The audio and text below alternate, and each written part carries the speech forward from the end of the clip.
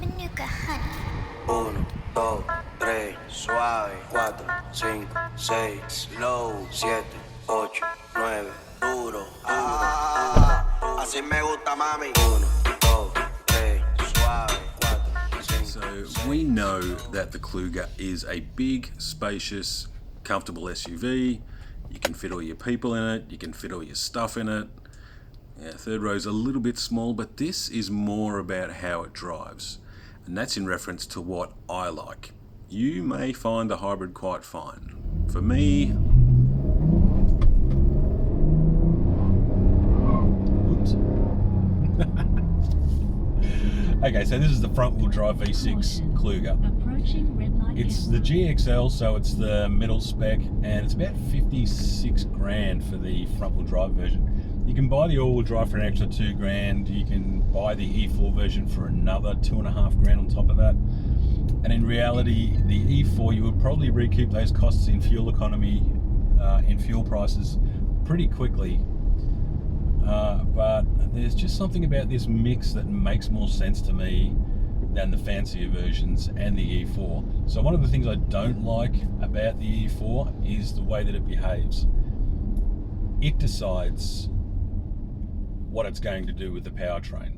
So you get a whole bunch of electric motors. I think there's 3 different electric motors, 2 at the front, 1 at the back, if I remember correctly. So it's got a full electric rear axle. It's got a CVT and a 2.5, and it decides which of those components are activated when you put your foot down or you go around a corner. And it's really hard to predict, and it's virtually impossible to be able to exploit the strengths of that powertrain because you can't really control it. It does whatever the hell it wants. And when you need more power and you try and kick in the petrol motor, it sounds terrible. It's awful. I mean, I know like CVTs are the best of times, and it probably stands out more because when you're driving around in EV mode, it's dead quiet and really nice and smooth and comfortable. And then all of a sudden you've got a puny little 2.5 cracking the shits and throwing revs all over the place.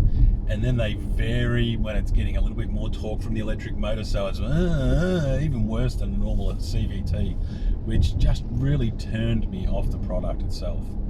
And then when you go into that Grande spec level, you get lower profile tyres, even though the suspension is already quite soft. Is it 2 lanes or 1? Whatever. So,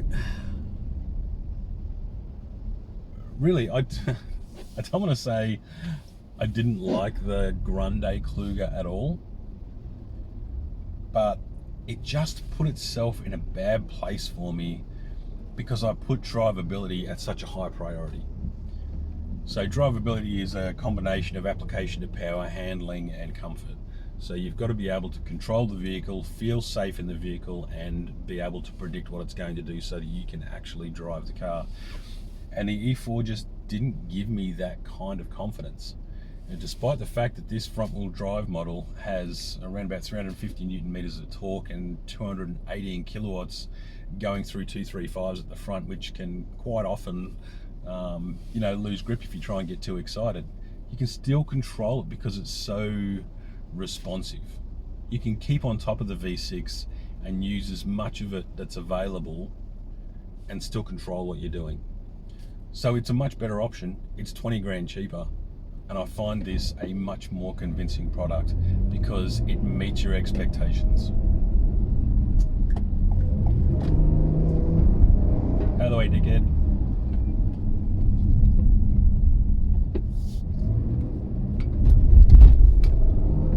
The steering in it is actually really nice. It's got a bit of body roll and stuff, but it's also really well composed. It absorbs all the bumps. It's pretty quiet, really comfy seats, plenty of space in the first and second row. Third row, it's probably a little bit more cramped compared to some of the competition, but it's not completely inconceivable that you can pack all your shit in there that you need for a family weekend away. Right ahead at the stop sign, and then turn left ahead Really? at the traffic light. It's not an SUV pretending to be a four-wheel drive. You would never try and take this anywhere that you would take a four-wheel drive and think, nah, I'll be right because I've got all-wheel drive, because you don't. It's got stop-start too, which is nice. But this is what SUVs, in my opinion, should be. A replacement for the wagon, which is now basically gone. So this is basically a big 7-seat wagon with the kind of performance that I like in a family hauler. You have entered a school zone. So if you want to be an old school heretic like me, You have left. and you prize drivability over just about everything else, the fact that you can get a car like this with this kind of performance, this kind of predictability and really good manners without being overly complicated or leaving you second guessing about what the car's going to do next.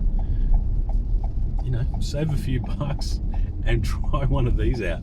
And before I say that this is better than any of the other options, don't forget that there are V6 options in the Palisade, in the Sorrento, in the Santa Fe if you want to go for something a little bit smaller.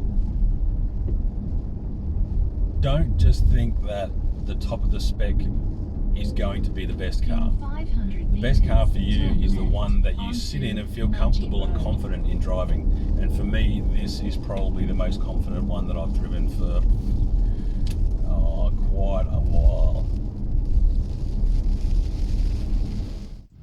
So there you have it. Generally a pretty good product. You may not pedal your cars as hard as what I do, and in that case the hybrid probably makes more sense. But what's most important is to get your butt in the seat and drive both. Don't just drive one and think, I don't like it. Try the other one, because the packages and the trims do make a big difference. Así me gusta, mami. 1,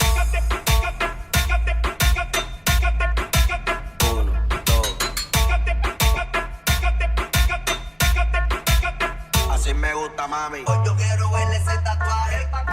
Dobla la cabeza cuando baje. A mi bicho le hizo homenaje. Te voy a hacer venir